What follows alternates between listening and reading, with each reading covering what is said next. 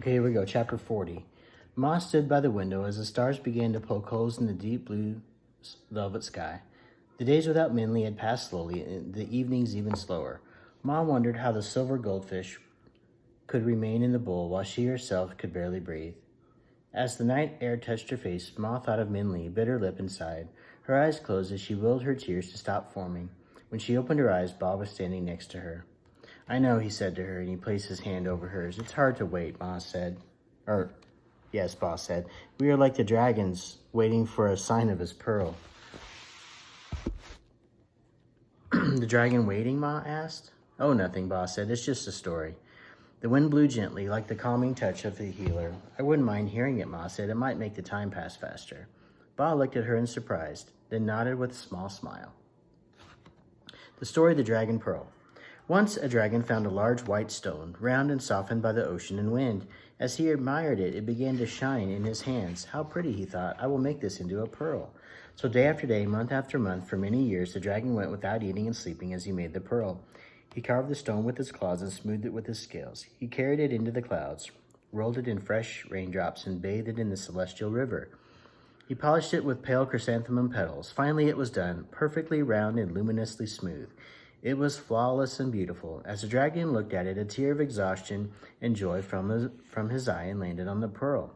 As the teardrop soaked into the pearl, it began to shine with a dazzling radiance. The dragon smiled with delight. Exhausted, he fell asleep in the light of the pearl. But the pearl continued to glow. The light was so lovely that it caught the attention of the Queen Mother of the Heavens. When she found out that the brightness came from the dragon's wondrous pearl, she sent 2 of her servants to steal it. The servants were able to accomplish this quite easily, as the dragon, weary from his many years of work, slept quite long and soundly. When the Queen Mother received the pearl, even she was astonished by its loveliness. No pearl, no jewel, no treasure in the heavens or on earth could compare. She quickly had a vault made in the deepest part of her kingdom that one could only get to by going through 9 locked doors. She put the pearl in the chamber and tied the 9 keys to the doors onto her belt. When the dragon woke up and found his pearl missing, he began a frantic search. He entered the oceans and mountains, the rivers and valleys. He flew through the celestial river, examining each star, but none gave the pure, clear light of his pearl. Eventually, the dragon was forced to give up his search. He had no idea where to look or where the pearl could be, but he did not give up hope that he would find it. Instead, he waited for a sign of it. And he did not wait in vain. On her birthday, the Queen Mother had a grand celebration. Inviting all the immortals of heaven, she held a banquet of peaches, an endless assortment of rich and delicious dishes made from the peaches of immortality. Fragrant and potent peach wine was served with each dish, and every time her glass was low, the Queen Mother called for more. So when the guests heralded her with compliments and flattery and fine gifts, the Queen Mother recklessly decided to show off her stolen treasure. "My dear friend," she said impetuously, "your gifts and words are fine indeed, but I have something that far outshines them." And she took out her 9 keys, unlocked the 9 doors, and brought out the dragon's pearl. A hush went over the party as the pearl glowed with a light of such radiance that it flooded out of the palace and into all the heavens. As the light broke into the sky, the dragon, ever faithfully alert, jerked up his head. "My pearl," he said, and flew as fast as he could toward the light. When the dragon reached the Queen Mother's palace, he burst upon a crowd of admiring immortals, fawning over the pearl in the hand of the Queen Mother. Pompous with pride, "That is my pearl," he cried. "Give it back." The Queen Mother was infuriated. "This is my pearl," she declared. "How dare you?" "It is mine," the dragon said, and looking at the flush of her cheeks and invading eyes, demanded, "You stole it, didn't you?" "I didn't need to steal anything," the Queen Mother blustered. "I am the Queen Mother of the heavens. All treasures made by the earth or heaven belong to me." "Heaven did not make that pearl," the dragon said, "nor the earth. I made it with years of work and effort. It is mine." The Queen Mother began to panic, and she fled out of the palace and into the garden, clutching the pearl. The dragon pursued her, determined not to lose the pearl again. The party guests followed, creating such a commotion of excitement and chaos that the heavenly grandfather, who tended to avoid his daughter's flamboyant parties, decided to leave his study to investigate the disturbance. The Queen Mother, flustered and agitated, ran through the garden, leading a great chase. As she reached the garden wall and could not run any further, she was horrified to see not only the dragon and her party guests, but also her father coming after her. As they reached her, in a fit of terror, she threw the pearl over the wall. The dragon gave a roar of dismay, and all rushed to look over the garden wall to see the pearl fall deep into the celestial river. In the deep blue water that separated heaven and earth, the pearl seemed to grow larger and glow more radiantly. The dragon began to make movements to dive into the river when the heavenly grandfather stopped him. "Leave it there," he said, "and shame on you both. The pearl should not belong to one being. Do you not see this is where the pearl belongs?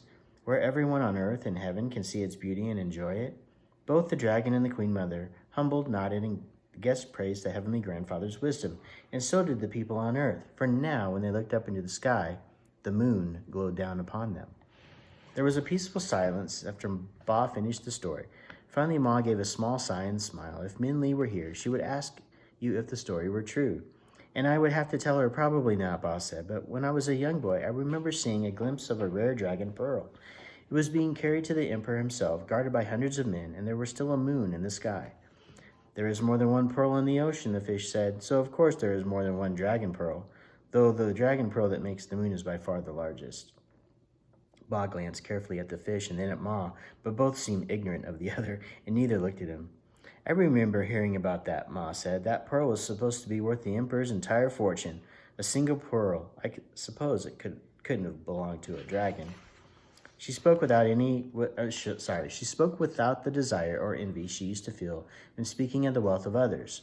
The moonlight seemed to transform her, lifting the years of bitterness and hardship and leaving her with a sad serenity. It affected Ba unexpectedly in a way he had not felt in years. He was filled with great tenderness.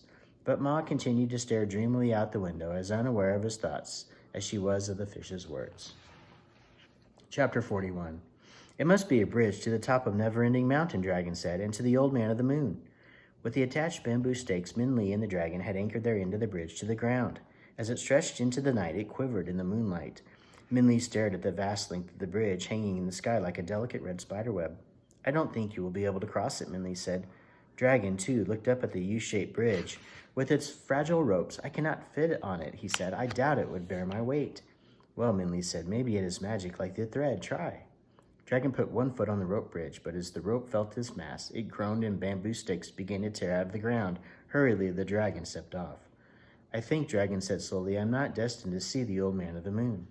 Min Li looked at Dragon's downcast eyes and read the years of sadness and frustration in his face. Tears burned in her eyes as she thought about their long travels that had led to this disappointment. "I wish I could fly," the dragon said simply. "You will," Min Li said, blinking away her tears.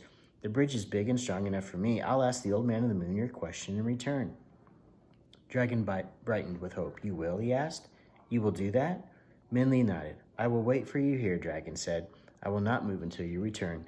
When you tell me what he says, I will fly you back home to your family." "Then I better get going," Min Li said, but her smile faded as she looked at the bridge in front of her that seemed to loom into nothingness. "I will wait for you here," Dragon repeated.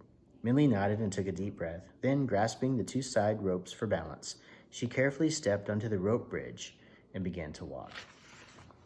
Chapter 42. The sky around Min Li was quiet as she walked on the red rope bridge. The only sounds she heard were those of her own breathing and the pounding of her heart in her chest. After the dragon and land had faded from view, Min Li saw nothing except for the night around her. With such a limited landscape, she could not tell how far she had walked or how much of the bridge she had left. It seemed never-ending. She began to wonder if she had walked for hours or days. But slowly, so slowly, Min Li almost didn't notice it. The darkness of the night lessened. With each step she took, the world around her became brighter. And with this light, Min Li saw that the sky below her had somehow become a vast lake of pure water, and the night clouds were made of floating lilies. And stretched before her in the distance like a faraway coast, she saw a high wall that seemed to glow. The wall was smooth and creamy white, as if made out of pearl. It, too, seemed to be endless. Min Li could not see where it began or ended. However, as Min Li got closer, she saw a round opening in the wall just before her. And in that circular passage, a white rabbit stood like a jade statue. It was only when Min Li stepped off the bridge and the rabbit started toward her that Min Li realized it was alive. "Welcome," the rabbit said. "You're a little late. Did you have trouble with the monkeys?" Min Li was too astonished to speak. The rabbit looked extremely like one painted on her blue rice bowl. She nodded with her mouth gaping. "Well, let's go," Rabbit said. "You're going to have to keep it short with the old man. He's very busy and he hates unnecessary talk." Min Li followed the rabbit through the round opening and into a white courtyard over a polished stone bridge that seemed to grow from the ground. As they passed over it, Min Li saw the smooth water wave with gentle ripples and heard what sounded like faint drumming. To one side of her in the distance, standing out against the flat landscape, Min Li saw the silhouette of a man cutting down a lone tree, his axe making a thumping rhythm. As he chopped, the branches of the tree shook, leaves, blossoms, and seeds flew through the air and dropped into the water like raindrops. Is that the old man of the moon? Minli asked. Him? The rabbit said, following Minli's gaze. Oh no, that's Wu Kang. Why is he cutting down the tree? Minli asked. It seemed like a shame to her that the only tree on Never-Ending Mountain was being cut down. Questions, questions, the rabbit said. I should make you wait to ask the old man, but if you must know, Wu Kang tries to cut down that tree every night. Every night? Minli couldn't help asking. Yes, the rabbit said. The story of Wu Kang. Most thought Wu Kang was very lucky. His wife was beautiful and his children were healthy, and they all lived in a comfortable cottage on a farm in the country.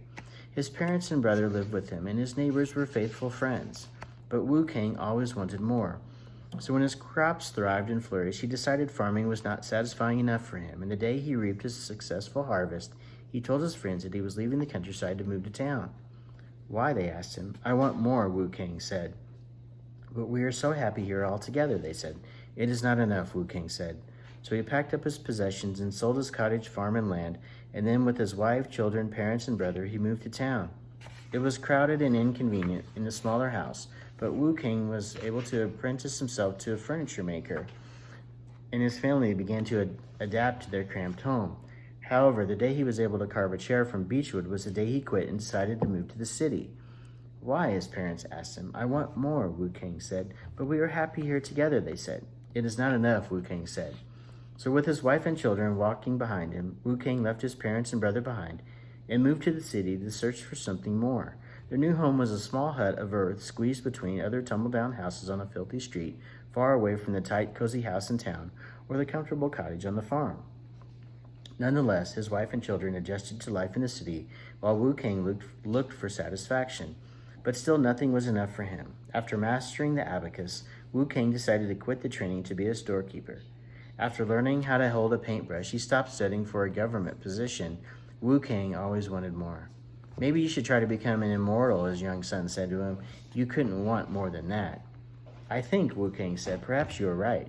So Wu Kang packed up a small bag and left his wife and children to find an immortal to study under. His heartbroken wife pleaded with him as he stepped out the door. Don't leave, she said. Here we are together. It is not enough, Wu Kang said. Wu Kang searched and traveled long and far, and one night he found the old man of the moon. At last, Wu Kang said, an immortal. Master, will you teach me? The old man of the moon preferred to decline, but Wu Kang insisted and begged. So with misgivings, the old man agreed and brought Wu Kang to Never-Ending Mountain. So the old man began to teach Wu Kang lessons full of wonder that common men would marvel at. However, Wu Kang, true to his nature, was unmoved and aspired for more. When the old man showed him how to obtain red threads from his granddaughter, the goddess of weaving, traveling across the sea of stars on a bridge of night birds, Wu Kang watched and followed, but after 3 days was discontent. Master, Wu Kang said, there must be something more you can teach me. So the old man taught Wu Kang how to tie the threads of destiny. Sealing the knots with a shaft of light from the moon, Wu Kang studied and copied, but after 2 days he grew restless again. Master, Wu Kang said, I know you can teach me more. Hence the old man took out the sacred book of fortune and began to teach Wu Kang how to read its text. But after 1 day, Wu Kang exclaimed, there must be more than this. With that, the old man clapped the book shut. Yes, the old man agreed, there is. And without a word, the old man led Wu Kang to a barren area of Never-Ending Mountain. The old man knocked the ground with his walking stick, and from the rock a silver tree grew. As Wu Kang stared, the old man tied a string of destiny around him and the tree. The only things for me to teach you, the old man said to Wu Kang as he handed him an axe, are the lessons of contentment and patience. Only when you are able to cut down this tree, I will know you have learned them. Wu Kang shrugged and began in earnest to chop down the tree.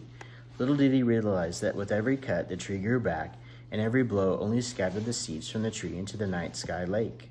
So every night, Wu Kang cuts the tree, tied by the string of destiny.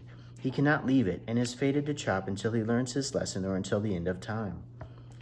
Minli walked silently after the rabbit finished the story, and for a while the only sounds were of the tree's flying seeds falling into the water.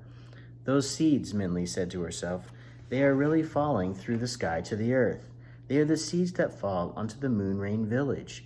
It's Wu Kang's chopping that makes this strange moon rain. The flowering trees grow from the seeds from the tree on Never-Ending Mountain. But just then, Minli's thoughts were interrupted by the rabbit, which had stopped suddenly. In there, the rabbit said, motioning towards a circular opening through a stone wall, is the old man of the moon.